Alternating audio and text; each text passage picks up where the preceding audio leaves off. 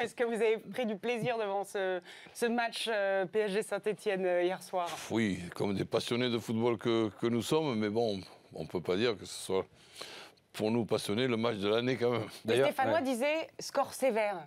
Vous êtes d'accord avec ça? Oui, la physionomie du match, c'est 2 buts d'écart, peut-être pas 3, mais bon, il y a un écart évident et logique entre Paris Saint-Germain et Saint-Etienne, mais cette équipe de Saint-Etienne fait elle aussi un bon début de saison malgré la défaite d'hier. Effectivement, Saint-Etienne qui est resté sur 3 victoires sur les 3 premiers matchs, qui reste avec 9 points quand même pour l'instant, deuxième du classement. Sur cette rencontre d'hier, Roland, la première mi-temps, surtout un seul tir parisien, le penalty de Cavani. Alors c'est vrai qu'on était resté sur la victoire spectaculaire contre Toulouse dimanche dernier, 6-2.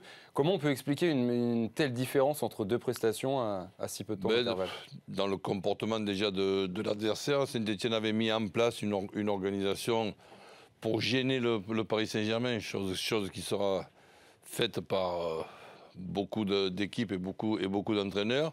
Et sur la première mi-temps, effectivement, le Paris Saint-Germain a eu du mal à trouver un petit peu les solutions.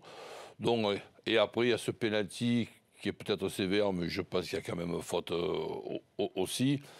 Et à partir du moment où le Paris Saint-Germain trouve l'ouverture et ouvre le score, je ne dis pas que le match est plié, mais presque.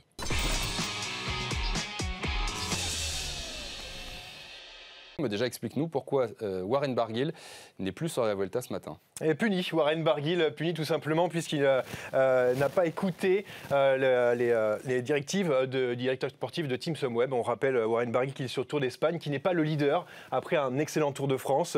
Warren Barguil qui arrive sur Tour d'Espagne pour aider son leader Wilco Kelderman.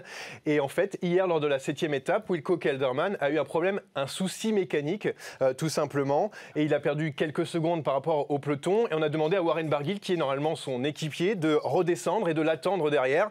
Finalement, Warren Barguil a dit non, a refusé à de nombreuses reprises et n'a pas attendu Wilco Kelderman, qui était son leader et qui a terminé quelques secondes derrière le peloton, des secondes précieuses quand on vise le classement général pour Kelderman. Finalement, Warren Barguil a eu tort de le faire. Et pourquoi il a fait ça, à votre avis, Warren Barguil? Est-ce que c'est forcément, on ne peut pas s'empêcher de penser au fait qu'il a déjà annoncé à son équipe qu'il allait la quitter à la fin de l'année pour Fortunéo? Est-ce qu'il y a un petit côté vengeance? Il a changé de statut un peu, Warren Barguil, après le Tour de France. Il arrive sur le Tour d'Espagne. Normalement, il devait être équipier. Mais là, il se sent bien. Il était 13e du général, pas très loin des meilleurs, juste derrière son leader, Wilco Kelderman. Donc, il s'est dit, peut-être que moi aussi, je peux viser. J'ai pas envie de perdre du temps. J'ai un nouveau statut. Peut-être maintenant, je gagne des étapes. Je peux viser le général. Et il a tout simplement décidé de ne pas écouter son directeur sportif qui a bien sûr pris les devants et l'a autorisé à rentrer chez lui, en tout cas.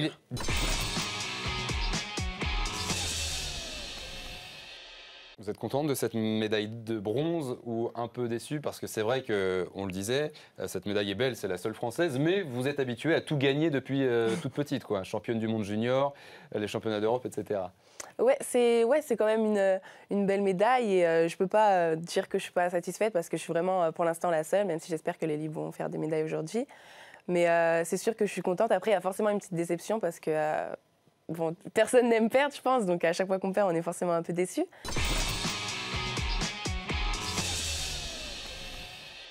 Avec Brahim Asloum, membre de la Dream Team BFM Sport évidemment, et Bertrand Amoussou, président du MMA en France, les arts martiaux mixtes. Alors, avant de rentrer un peu plus dans le détail, messieurs, question à vous deux, est-ce que c'est un vrai combat ou c'est une vaste arnaque? C'est pas une arnaque, on va dire que c'est un spectacle, c'est un grand spectacle, un show qui va générer des millions et des millions pour les deux combattants. Mais ça donne envie de regarder. Ça donne envie, de par la personnalité de McGregor. Je pense que si ça avait été une autre personne que McGregor, ce combat n'aurait même pas lieu. McGregor, on l'a dit tout à l'heure, champion dans 2 catégories différentes, qui a vraiment une façon de vendre ses combats. Et il s'agit de vendre ce combat-là. Ce combat a été magnifiquement vendu et aujourd'hui, tout le monde veut le voir. magnifiquement vendu et magnifiquement acheté C'est aussi, assez sûr. on peut le dire, par les deux combattants qui seront sur le ring cette nuit. 100 millions de dollars au Ouais, minimum il y a un minimum pour l'Irlandais. non, au moins 100 minimum pour Floyd Mayweather, 70 pour McGregor. Mais là, on est sur des minimums parce qu'après, il y a le pay-per-view, donc on paye pour voir aux États-Unis.